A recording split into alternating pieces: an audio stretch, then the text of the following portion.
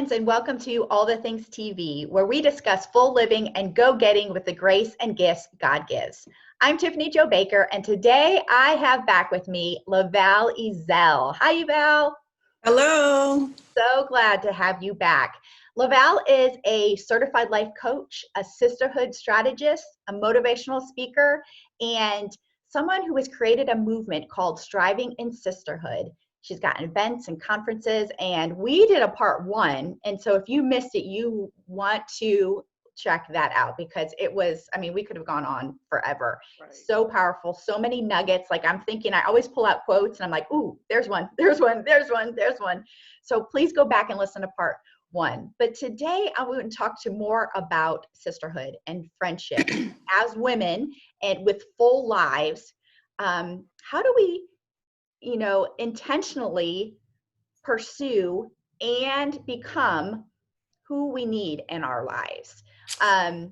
So let's start there, LaVal.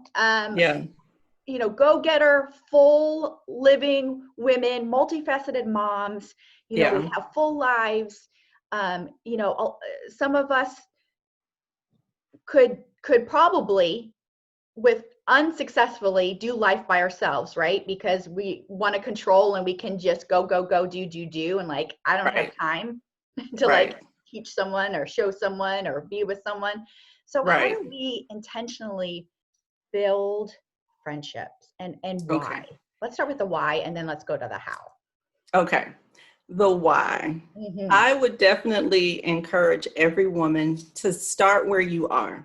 Some women, they have had bad experiences in the past where they've been hurt. They don't, so their trust in women is very low or non-existent at all. And so first thing that I always encourage women to do is start there. What hurt you? What hurt you? At the end of the day, what hurt you? Be honest with yourself about what part hurt you.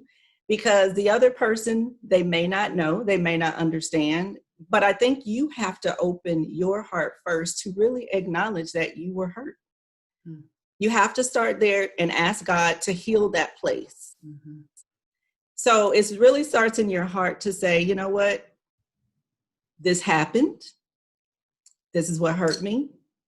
And pray about it, whatever you need to do to just acknowledge it. You don't even have to do anything with it right away. Mm-hmm. Just acknowledge it and rest in it. And it's okay. Mm-hmm. And I think that we're more afraid of admitting that certain things hurt us or something that someone said or they did or they didn't keep their promise. Mm-hmm. There are a variety of things. And then the other thing I would say is that even when there's a relationship, it's not just one person's fault or one person's situation. Yeah. So also ask yourself, what was your responsibility in the breakdown of communication? Just examine it all and take on your own responsibility of where things went wrong or misunderstood. So there's a variety of things, but I would say definitely start there because if you don't deal with that, it's going to come up later. You'll be triggered in another friendship because you didn't deal with it. And so that's the first thing. And the why, I would say, because we need as women, we need one another. And I'll tell you why. As we are being busy moms and we are pursuing to be great, to be, an asset, it have impact in the world. You cannot do that alone. Mm-hmm. You cannot. I don't care who you are. You think you're Superwoman. It's not going to happen because in that journey, you have to have that camaraderie of women who are striving to do the same thing. And so when you have that camaraderie, it makes the journey a lot enjoyable. Even in the hard times, you have another woman you can say, you know what, this happened today or that happened today. And it's not that you're going to give up, but when you have that camaraderie, it says, you know what, this happens because your friend, if she's on that same journey, she's going to say, me too.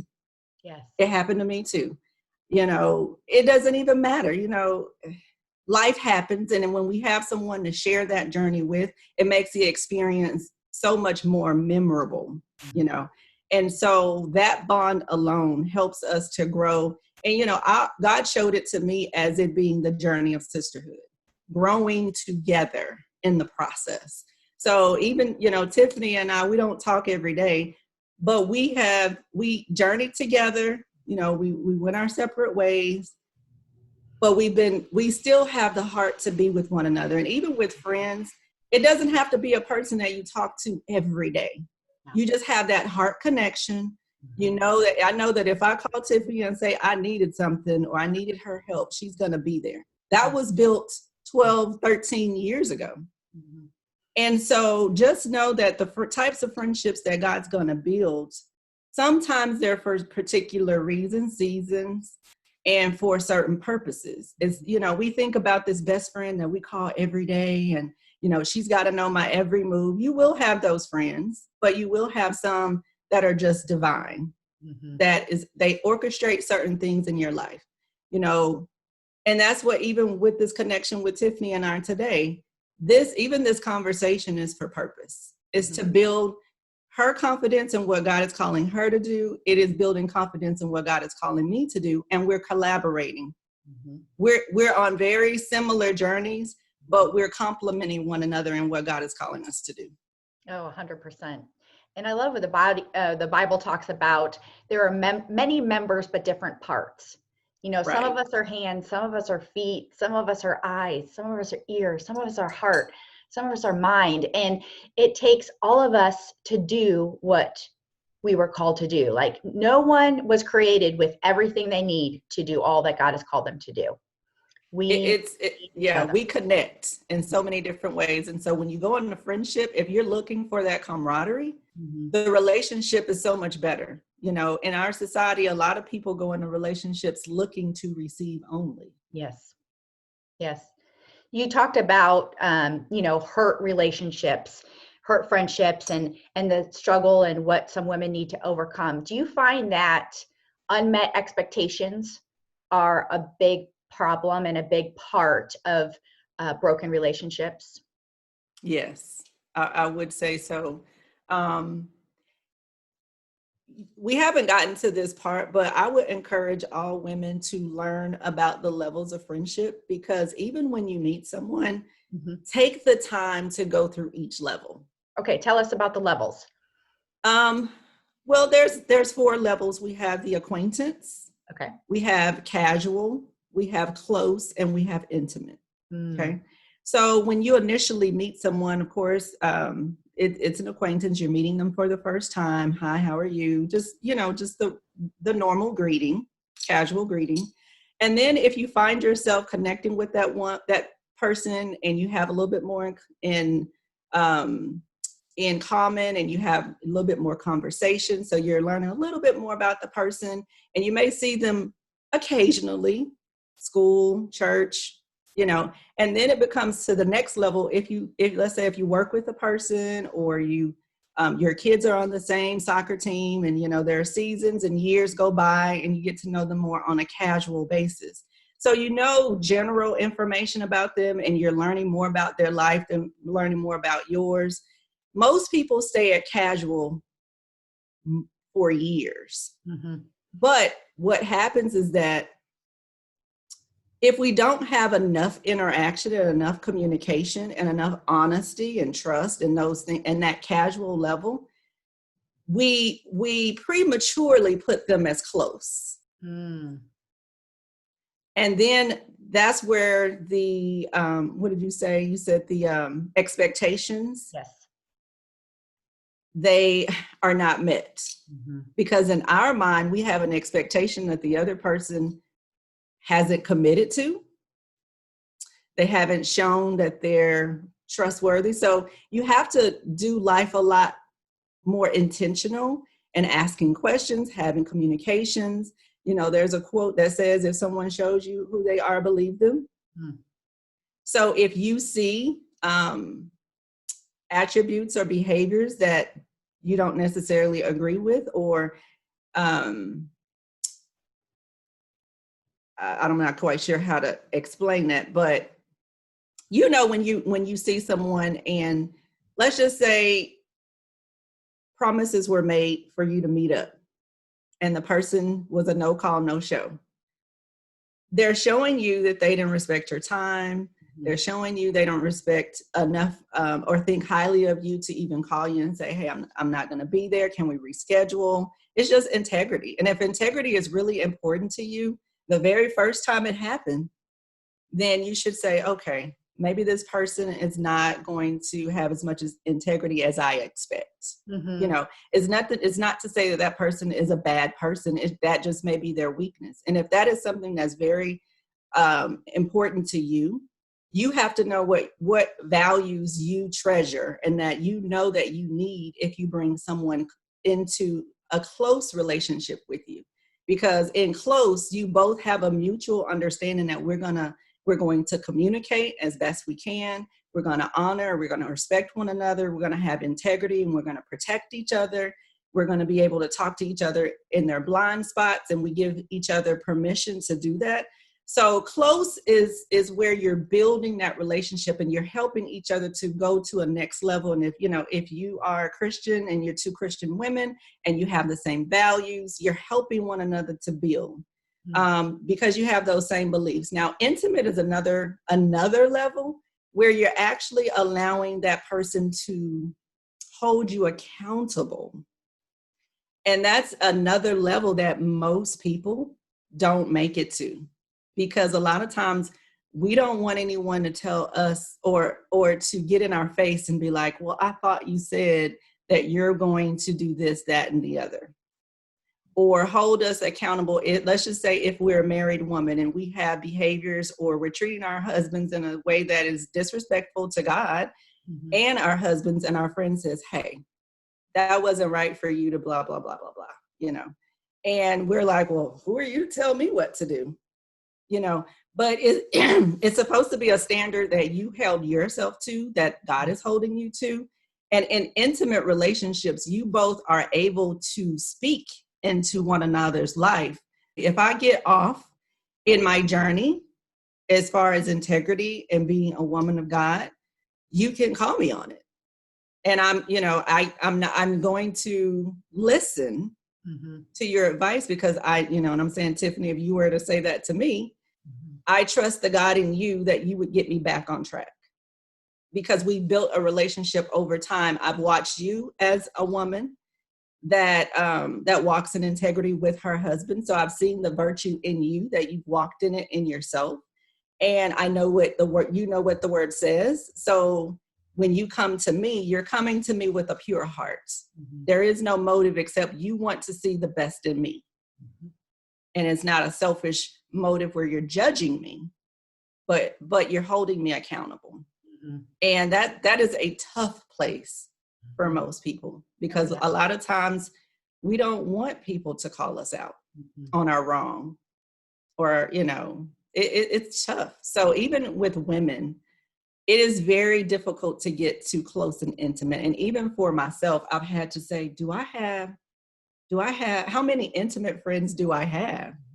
Because that's a tough place to be in. But if you are walking to be the best woman that God has called you to be, whether it's in the workplace, whether it's in the home, being a mom, being an entrepreneur, being a speaker, you have to walk it out. So you have to make sure that you have people around you that is going to hold your feet to the fire.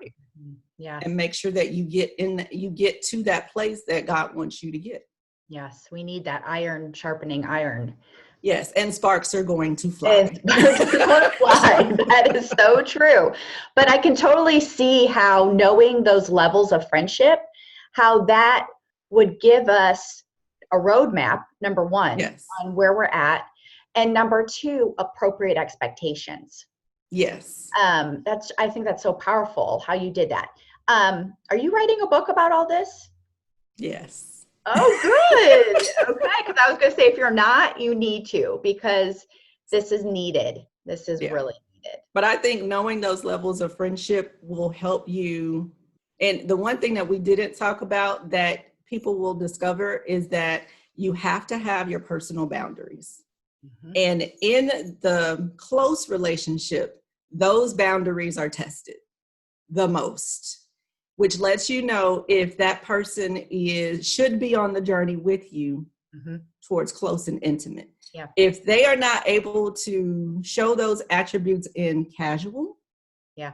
then you have to have those boundaries up. And it's not, your boundaries are not created for just one person. Mm-hmm. Your boundaries are created for everyone in your life. And if the person does not respect your boundaries, Mm-hmm. then they're not worthy to be in your life.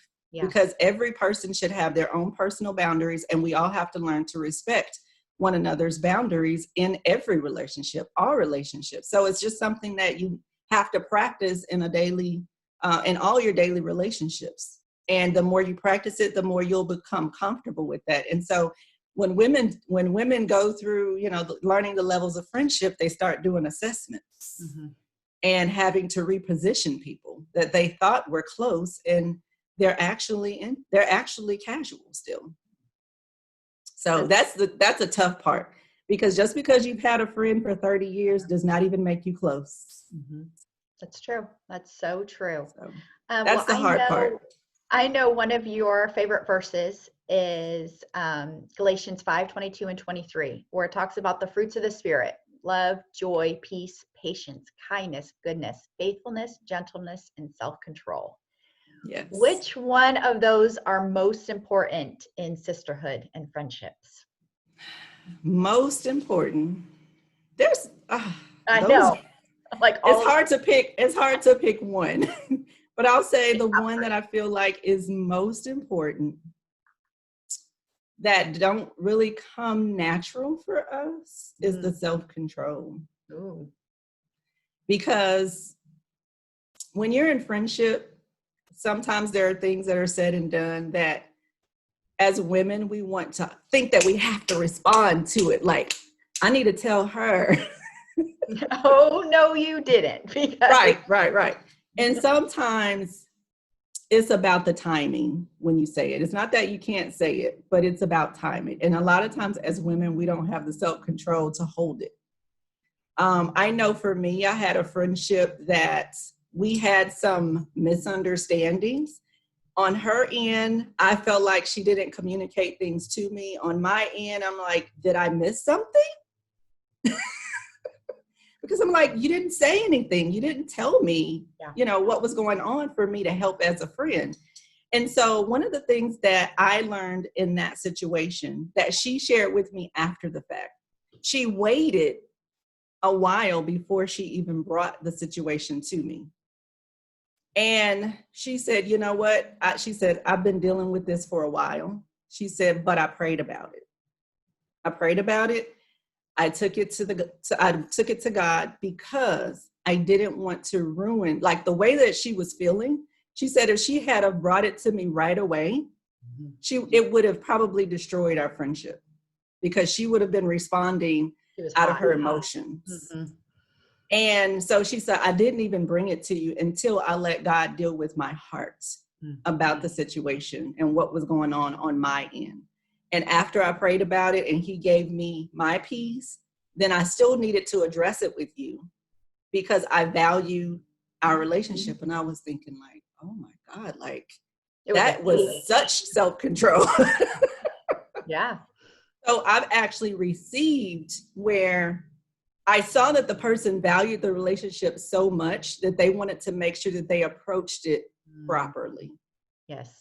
And not just out of their emotions. So I feel like women, that's something that we have to intentionally practice, to say, you know what, I do have this concern, but I'm not going to address it now while I'm very emotional. Mm-hmm. Mm-hmm. So let me stop myself. How many people do you know that actually have done that? Very few. Very few. So it's one of those things that those attributes, if you apply them in your friendships, those relationships will bloom and blossom. I'm not going to say they're not going to have hard places, because they will.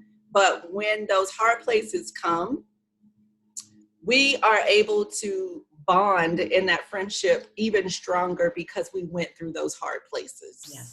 Yes. And that's really what you want to look at, is that, can I communicate with my sister on a level that we both have an opportunity to speak, share our emotions? I can be honest with you and you not be like, I don't care how you feel. This is how I feel. So you have to be willing to listen. Mm-hmm. You have to be willing to push through the uncomfortable conversations. And that's self-control. Yep. So I would say that's probably the one that's hardest to do. Yes, that's so good. I talk about in the form of marriage relationships, but it's the same thing here is if you have something that you need to share or say, has to be packaged in a way they can receive. Yeah. And so that's where the self-control comes in. So it's the timing, it's the way you do it. Because if it's not done right, not that you're responsible for their response, but we have control over how we share it. So it's easier for them to respond well. Yeah. So, and I even tell single women is that your friendships are preparing you for marriage. 100%. Because those relationships are so similar and you need those same experiences as far as communicating and understanding and timing when you address things.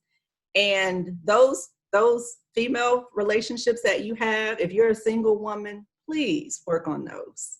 Use your friends to practice. I actually tell one of my other friends is that she's single and I'm like, I'm preparing you for marriage.